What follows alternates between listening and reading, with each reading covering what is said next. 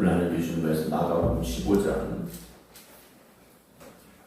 24절부터 32절입니다. 신약성경 83쪽입니다.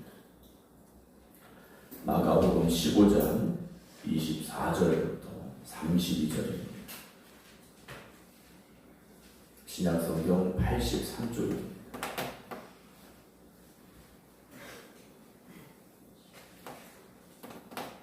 마가복음 15장 24절부터 32절입니다.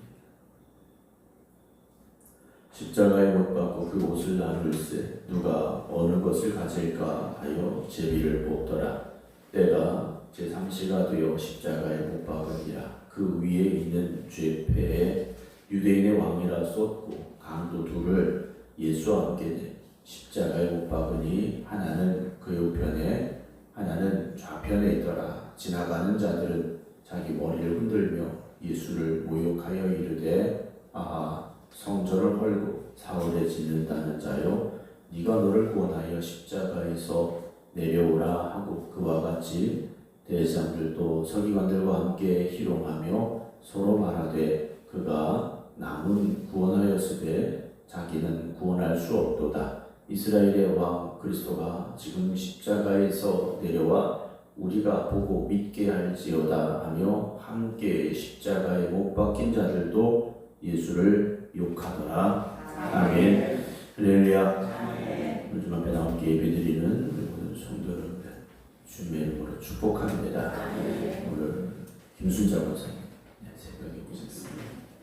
더욱더 건강하십니다. 주님의 이름으로 축복합니다. 오늘 예수님께서 십자가를 지시고 골고다를 향해 나아가셨고 그 과정 중에서 지치신 주님께서 쓰러지실 때 구레네 사람 시몬이 예수님의 십자가를 대신 지고 골고다까지 가게 되는 과정을 함께 말씀을 통해 나누는데요. 세상에서 그런 말 하는 사람들이 있죠. 나 없으면 되는가 봐라 이렇게 얘기하시는 분들이 있어요. 그럼 그분이 없으면 안 되느냐? 물론 기계를 다룬다거나 어떤 전문적인 일을 맡은 분이라면 그분밖에 그걸 모른다면 문제가 생길 수 있겠습니다. 사실 세상의 대부분의 일들은 그 사람 그렇게 말하는 사람이 없어도 어떻게든 돌아가게 돼 있습니다. 우리가 주님의 일을 하면서도 그런 어떤 자만 교만에 빠질 때가 있다라는 걸 조심해야 됩니다. 우리가 교회 일이라는 것이 내가 없으면 안 된다 그렇진 않습니다. 우리는 내 일을 하는 게 아니라 하나님의 일을 하는 사람들이죠. 하나님의 일을 하고 있기 때문에 하나님의 일은 하나님께서 사명을 주신 사람, 하나님이 부르신 사람들을 통해서 언제나 이루어가고 계시다는 거죠.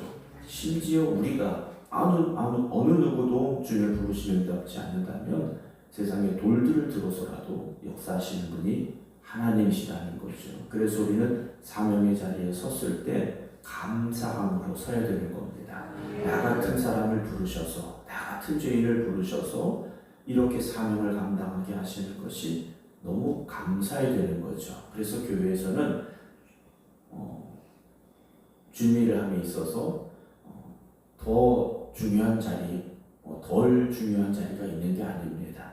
우리가 인간적인 눈을 가지고 오면 어떤 중요한 자리, 중요하지 않은 일, 이렇게 판단할 수는 있겠지만 하나님 앞에서는 모두가 다 중요한 일이라는 거죠. 자동차라는 걸 봐도요, 모든 구성품이 다 있어야 되지 않습니까? 자동차를 이루고 있는 나사 하나까지도 다 필요하기 때문에 그 자동차 안에 들어가 있는 거지 않습니까? 거기서 필요 없다고 나사 하나 빼버리면 당장은 문제가 없는 것 같지만 시간이 지날수록 어떻게 되겠습니까? 분명히 문제는 생겨날 수밖에 없는 거죠. 그러니까 우리가 교회에서도 준비를 하면서 나 같은 사람은 하나 없어도 돼. 그런 분들은 절대 없다라는 거죠.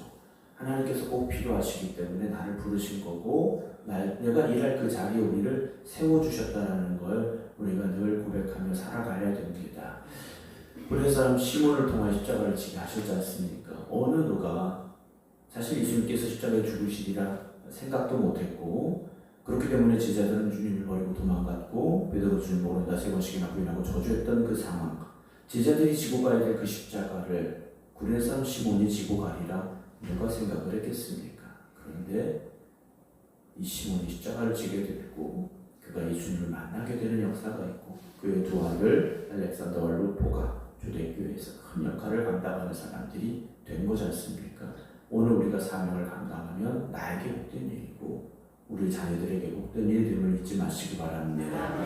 그렇게 십자가를 지고 골고다까지 가게 되는데 오늘 24절 보면 십자가에 예수님이 못 박히시게 됩니다. 양손과 두 발에 못이 박히게 되는데 십자가의 형틀은 지난번에도 말씀드렸죠. 발가벗겨져서 매달리는 십자가입니다.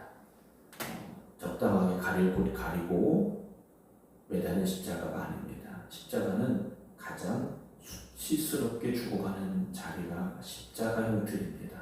가장 고통스럽게 죽어가는 자리가 십자가 형틀입니다. 그래서 예수님께서 십자가에 달려 죽으실 때는 온몸이 발가벗기셔서 못이 박히고 십자가에 달리셨다라는 거죠. 그렇게 주님께 십자가에 못 박히셨고 주님이 입으셨던 옷은 어떻게 되겠습니까? 십자가 밑에 있는 병사들이 가지고 있겠죠. 당연한 거지 않습니까? 근데 이 병사들이 어떻게 하느냐? 그 옷을 나눠 가지려고 합니다. 예수님의 옷이 비싼 옷, 좋은 옷이어서 나눠 가지려고 했느냐? 그렇지 않죠. 그래서가 아니라는 거죠. 시편에 보게 되면 시편 20편인데 겉옷을 나누며 속옷을 제비 뽑나이다 라는 말씀이 나옵니다. 주님의 십자가의 죽음은 구약에 예언된 주님이 가셔야 될 길을 한 걸음 한 걸음 가고 계셨다라는 거죠. 십자가 밑에 있던 군사들이 주님의 옷을 나누고 제비 뽑는 것 역시 시편 22편에 있는 말씀을 이루어가고 계신 그런 과정 속에서 되어진 일이고요. 이들은 무엇입니까? 예수님을 조롱하는 거죠.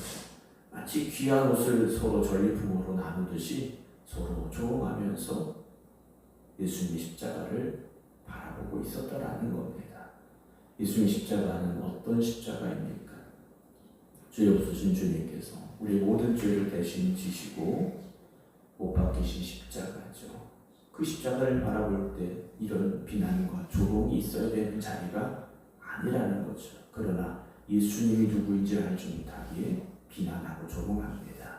오늘도 세상이 그렇지 않습니까? 세상 사람들이 주님을 알지 못합니다. 그렇기에 그들의 입에서는 어떤 소리가 나옵니까? 교회를 비난하고 조롱하는 소리는 지금도 끊임없이 들려지고 있다는 거죠. 세상은 그렇게 십자가를 대적하고 교회를 대적하게 돼 있습니다. 25절의 때가 제3시가 되어 오전 9시쯤 됐습니다. 예수님께서 십자가에 못 박히시게 되는데 그 위에 죄패가 하나 있었습니다. 십자가에 달려 죽는 사람들은 어떤 죄로 이 사람이 죽는가 아마 이렇게 써붙이게 됐던 것 같은데 유대인의 왕이라 이렇게 써붙여졌습니다. 대장들이나 설교관들은 자칭이라는 단어를 붙이기로 했어요. 스스로 그가 이스라엘 왕이라고 했다. 그러나 빌라도가 그렇게 허락하지 않았죠. 단지 유대인의 왕이라고 썼습니다. 그들이 생각하지 못했던 유대인의 왕이신, 아니 온 세계의 왕이신 예수님께서 십자가에 달려 죽으셨다는 거죠. 그들은 하나님의 뜻이 무엇인지 알지 못했지만 그들의 입으로 그들의 손으로 그렇게 하나님의 구원의 역사를 써내려가고 있었습니다. 그때 예수님과 함께 십자가에 못 박힌 두 강도를 우리는 알고 있죠. 하나는 우편에, 하나는 좌편에 있던 강도들입니다.